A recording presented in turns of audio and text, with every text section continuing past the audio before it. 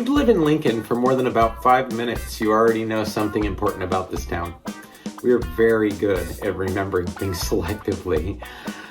We remember the brick buildings, we remember the pottery works, we remember the railroad, the fires, the floods, the grit, the growth. But every once in a while, a sweetheart little old lady politely smiles, slides a journal full of fortuitous findings across the table, and accidentally reminds you that Lincoln was never that innocent. And that brings us to tonight's story, a tale about a place that's just outside of town, a place everyone knew how to find, a place nobody respectable in town would admit going to, and a place that managed to survive ordinances, protests, robberies, and moral outrage for decades. This is the strange, slightly ridiculous, and completely true story of Lincoln's most politely ignored non-address, the place locals whispered about, the place newspapers danced around, the place officially known as the public nuisance, but unofficially, the Redlight Resort. Every good historical mystery starts with one odd sentence, and this one came from a newspaper account of a robbery in 1896, and read, let me get the exact quote. Teal stopped at the beer garden, a disrespectable place on the end grounds of Lincoln, after securely hitching its horse, disappeared, and he has not been seen or heard of since. Okay, pretty interesting, right? So let's pause right there for a second, okay? So Lincoln had several saloons in the 1890s. Some were loud, some were rough, some were enthusiastic, right? So when a newspaper specifically calls a place disrespectable, right, or disreputable, that's not a casual shade, right? That's a historical side-eye, okay?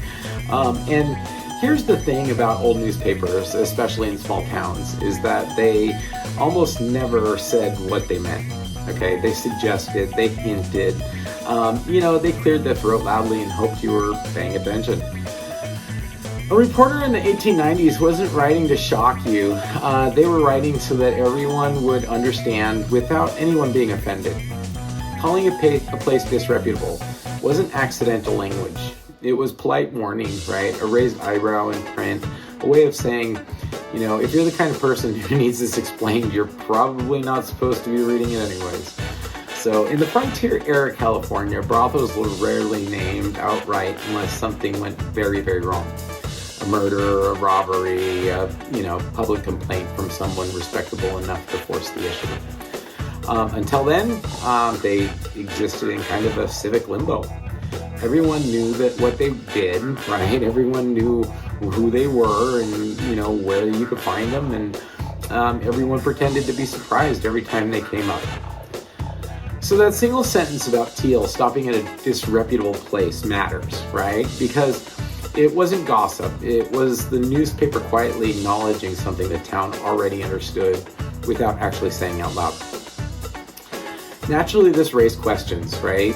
What kind of place earns that description in a town already swimming in whiskey, card games, and questionable decisions across every corner? And why was it just vague enough to avoid spelling things out, right? So digging into the archives, we find our first solid clue, right? In 1890, a man named G. Harder opened a beer garden and bowling alley on the outskirts of Lincoln. And whenever you see the phrase on the outskirts in Old Town records, you should mentally translate it as close enough to be useful, far enough away to pretend it's not our problem. So this wasn't downtown, it wasn't on Main Street, it was placed strategically just outside of town where travelers, workers, and men with cash in their pocket might conveniently wander away from their good intentions. At first, nothing about the business was openly scandalous, right? The beer gardens were common, bowling alleys were respectable enough, but location matters. And it's worth understanding why places like this so often appeared right where they did. Near bridges, near rail lines, near the edge of town. These weren't accidents. In frontier California, bridges were choke points, places where travelers slowed down, stopped, and made decisions. And if you were running a business that relied on foot traffic, curiosity, and men who didn't plan on explaining themselves later, well, you didn't want to be too visible. Okay, so You wanted to be convenient. Across the West, red light districts clustered across the same kind of locations, just beyond city limits, near transportation corridors, close enough for locals, easy enough for outsiders, and far enough away that town leaders could swear on a stack of Bibles that they had nothing to do with it, even though some of them were loyal patrons. And that's a fact. We'll get to that. So Lincoln was no different, right? The East Bridge location wasn't chosen because it was remote. It was chosen because it was perfect, right? And for a long time, like 35 years, it worked exactly as intended, right? A quiet business, minimal fuss, no paperwork, until the tone changed. On September 20th, 1895, the News Messenger finally stopped being coy. It reported, Mystic Ray, who conducts the resort of shady character known as the Beer Garden, was arrested Sunday night and fined $10 on Monday morning. And, now notice the phrasing, right? Not allegedly, not suspected, not under investigation, a resort of shady character. That's newspaper code for everyone knows what this is, and we're done pretending. And at this point, Lincoln residents didn't need the dots connected, right? They just needed someone brave enough to draw the line. And yet, this raises an obvious question. Surely the world's oldest profession didn't wait until 1890 to arrive to Lincoln. This was a frontier town in the 1860s and 70s and 80s. There were miners, railroad workers, farmhands, teamsters, travelers, men who worked hard, got paid in cash, and had very few wholesome entertainment options after sunset. So where were the records, right? Well, why hadn't we heard about any of these houses of ill fame before this? And the answer, as usual, is boring and completely human. So before Lincoln was incorporated in 1890, there was no local law enforcement, there was no local newspaper, and therefore there was no one writing things down. It must have been great. If nobody complains publicly and nobody reports it, history tends to politely forget, right? So by December of 1901, pretending to, stop being an option, and the minutes of the town board of trustees recorded something extraordinary. Two citizens, Dr. W.N. Finney and J.H. Rode, appeared before the board formally, to protest the maintenance of House of Ill Fame at the East Bridge. That's not gossip. That's an official complaint, right? Once something is read into minutes, it becomes a problem. The men asked the board to suppress the establishment if in their power, which is a wonderfully delicate way of saying, please make this stop or we're going to have to keep explaining ourselves to our wives. So the trustees did, what all good governing bodies do when confronted with moral discomfort. They scheduled a meeting, then another, and then asked the town attorney for an opinion. The attorney returned with an awkward truth. Unless there was an actual law against such a place, they were powerless. And you can almost hear the collective groan from the city leaders when they were told that, right? So, because now they had to choose between knowing something was wrong and doing something about it. The solution came swiftly. The board instructed the attorney to draft an ordinance declaring houses of ill fame to be public nuisances. And thus, the January of 1902, the ordinance number 74 was born. It declared such establishments unlawful, outlined procedures for shutting them down, and allowed the town to feel morally accomplished at it, right? So 2 weeks later, it passed unanimously. The town marshal was ordered to enforce it. Which brings us to a small logistical problem, right? So Lincoln's entire law enforcement department consisted of one guy, right? The town marshal. His job included tax enforcement, tax collection, law enforcement, animal control, issuing licenses, patrolling 9 saloons, keeping order, and now moral crusader for the town of Lincoln. That's a lot to ask of one man. I mean, especially when some of those establishments likely knew him by name and drink preference even. So it's easy to imagine ordinances being enforced with iron resolve, but small town law enforcement at the turn of the century was kind of flexible, right? So the town marshal wasn't a faceless authority figure.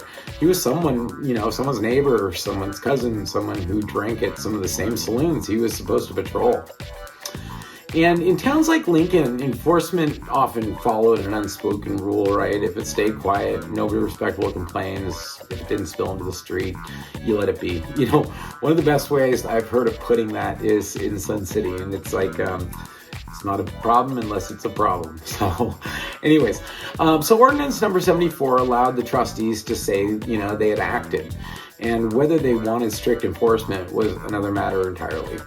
So despite the ordinance, the house remained quietly, persistently, and apparently profitable. Because 20 years later, it was still operating. So, which tells us something important, right? Either enforcement was lax or the town quietly decided that pretending was easier than policing. So in 1912, subtlety ended, right? 5 men described in the papers as bad men robbed the establishment. Inside were 3 women and 2 men, all relieved of their money and jewelry. Then the robbers waited, right? As more people arrived, clearly not expecting robbery, they were tied up and robbed as well. In total, 13 people were bound and robbed. Lincoln's night watchman was among those who were tied up and robbed. So, which to say the least was not great for morale. Pretty embarrassing, right? I mean, 10 years later in 1922, word arrived that the ringleader had been captured in Bellingham, Washington. The story resurfaced, and with it, more details. We learned from that, for at least 2 decades, the establishment was run by a woman named Frankie Miller. A fact worth pausing on, right? Because women running businesses, especially that kind of business, were far more common than history, textbooks admit. In fact, women like Frankie Miller were often far more successful operators than their male counterparts, right? They handled money, they managed schedules, they negotiated with suppliers, they paid fines, they dealt with law enforcement. Running a house of ill fame wasn't, lawless chaos, it was logistics. It required bookkeeping, discretion, a very sharp understanding of how far you could push before the town pushed back. So, which may explain how this particular establishment survived, right? Ordinances, protests, robberies, and decades of shifting moral standards. The red light resort wasn't sloppy. It was careful.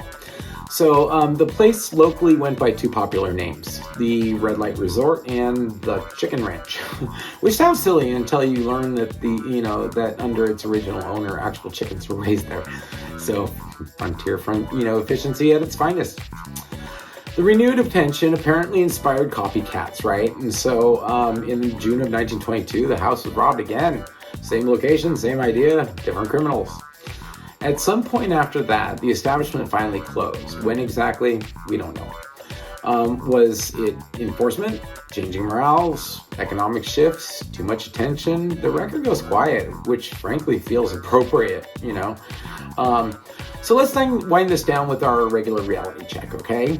So, fact, Lincoln absolutely had a long-running house of ill fame near East Bridge, operating from at least the 1890s to the 1920s.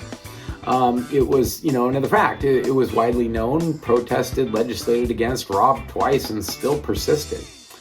Fact, local newspapers used careful language reflecting social norms of the time. Fact, East Bridge wasn't a proper name, it was a direction. The main crossing east of town, right where travelers slowed down before heading in. If you were standing in historic Lincoln and someone said, it's over by the East Bridge, today that lines up best with, areas around Auburn Ravine Trail corridors and, in the bridge right there, off of Lincoln Boulevard. So, fiction, right? That this story of place was unusual, right? This sort of place was very common, and most Old West towns had brothels at the time. So frontier towns across California had similar districts, usually unofficial, usually tolerated, and almost always located just outside the town limits. And yes, there is modern business in town named whose name might make locals grin knowingly. We'll leave that coincidence exactly where history left it, at the Chicken Ranch. So Lincoln wasn't scandalous, it was raw humanity. People worked hard, people wanted distractions, and people slowly in town learned how to balance morality, economics, and reality. The Red Light Resort wasn't an outlier. It was more of a mirror, right? And sometimes history laughs softly while reminding us, every town has its stories it tells proudly and stories it pretends not to remember. And that, my friends, is the story of Lincoln's finest moment of collective amnesia. Before I wrap up, I want to give a huge shout out to the Lincoln Area Archives Museum. These incredible folks keep our town's history alive. Every map, every newspaper, every folder packed with stories just like this one. If you've never been in, you're missing out. So thanks for watching another Strange Stories of Lincoln. Keep your eye out for the next episode. If you like this one, share it on YouTube with someone who cares about our town or simply likes storytelling. As always, I'm Mike Crossfield, local business owner trying to build a better Lincoln together. Thank you. Good night.